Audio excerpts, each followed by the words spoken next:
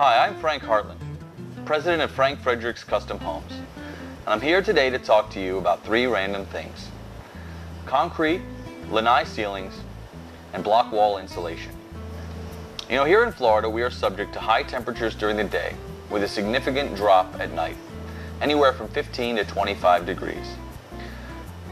This contributes to cracking in concrete slabs and driveways as a result of the expansion and contraction because of the temperature differential.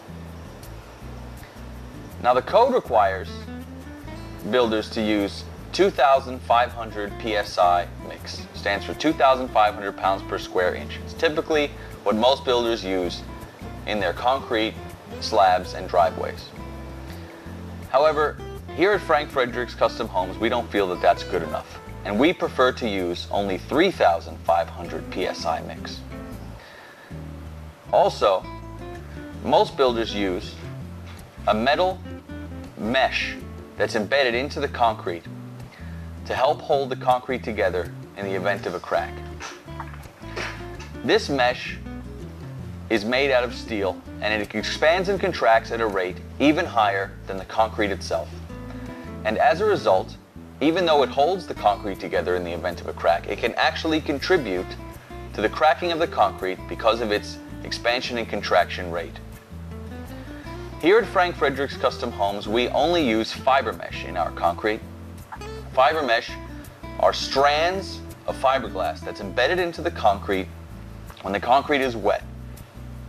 And it is through and through the concrete, holding it together from top to bottom, not just at one level like the mesh is. Now, with the 3,500 PSI mix, coupled with the fiberglass and the fiber mesh, you have the best protection against cracks that you can in your slabs and in your driveways. Don't allow your home to be built with 2,500 PSI mix or with metal mesh. Okay, now I'm here to talk about exterior lanai ceilings. I'm currently here at a house that's built in the traditional way, which lanai ceilings are most commonly done. And that involves exterior grade drywall covered with a texture and an exterior grade paint. I'll show you right now what I'm talking about. Here it is, your traditional lanai ceiling, traditional knockdown finish. Now, in the event of a storm, when the wind blows in under the lanai, it will create upward pressure up against the ceiling, which can rattle the ceiling boards and create cracking in between the seams, which need costly repairs in time. Also, you cannot spray the ceiling with a hose pipe or a pressure washer, because although this is exterior grade drywall, it's not meant for direct subjecting to water, especially not from the end of a pressure washer.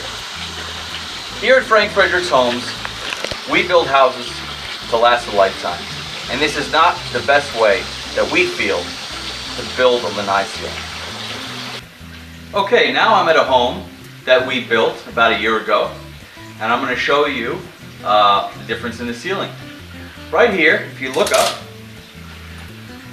this is a calcicoat finish. It's basically like a stucco, except even better. It's much more water resistant, it's much more expensive than traditional drywall or stucco, and it's the absolute best water protection that you can get. In addition, it's much stronger in the event of a storm, and there won't be any cracks or seams in the ceiling like there would be if you used exterior grade drywall. I'm going to show you right now. I'm going to get a hose pipe, and I'm going to show you right now how durable it is.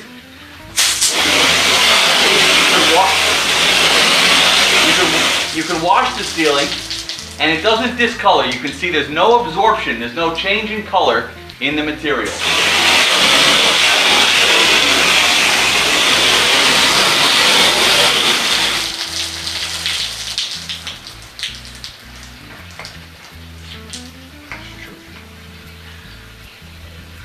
So make sure that you don't get your lanai ceiling built with just plain exterior grade drywall. Thank you. Okay, now I'm here to talk to you about block wall insulation. I've got two products here, one which most builders use and one which we use here at Frank Fredericks Custom Homes. This right here is the typical product that most builders use. This is a foil-backed insulation backed on paper. And I'm going to show you in a minute with a demonstration. But this is applied directly onto furring strips that are applied directly to the block wall. And then the drywall sits right on top of this. The R value of this, typically in a wall with a 3/4 inch air gap, which is typical for a 3/4 inch furring strip, the R value is 4.1. It says it right on the product itself, and I'll show you that also. Now this is the product that we use here at Frank Fredericks Homes. It's a closed cell foam insulation, foil backed both sides, and this product alone has an R value of 5.0. We also use it in conjunction with a 3/4 inch air gap, and according to specifications, there is a approximately R value of 3 on an open air gap 3/4 of an inch. So coupled with the R5 that this has, plus the value of 3 of the air gap, you're getting an R value of 8. Compared to the R value of 4.1, it's basically double what you're going to get.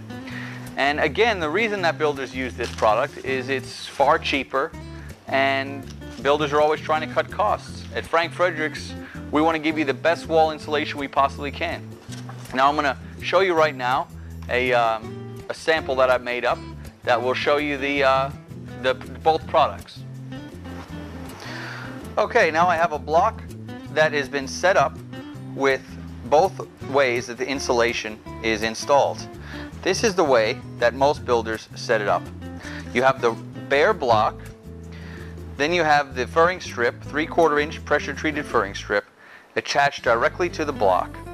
And then you have this foil insulation that most builders use, again, stapled directly to this. Now your drywall would sit on top of these furring strips, giving you a 3/4 inch air gap in between the drywall and the block.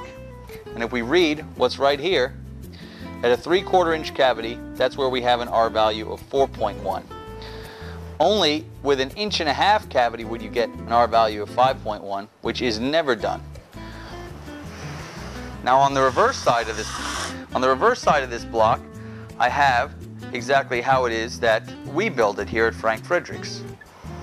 We have the rough block, and then the 3/4 inch foil-backed Thermax insulation attached on, giving you the R5. On top of that is the 3/4 inch pressure-treated furring strip, and then the drywall would go on top of these furring strips again, giving you a 3/4 inch air gap between the drywall and the insulation, and another 3/4 of an inch between the insulation and the block, virtually over doubling the value of the insulation. Okay, thank you again for watching the video, and if you ever have any questions on what you've seen, just give me a call or send me an email and I'd be happy to answer any of your questions. Thank you and have a great day.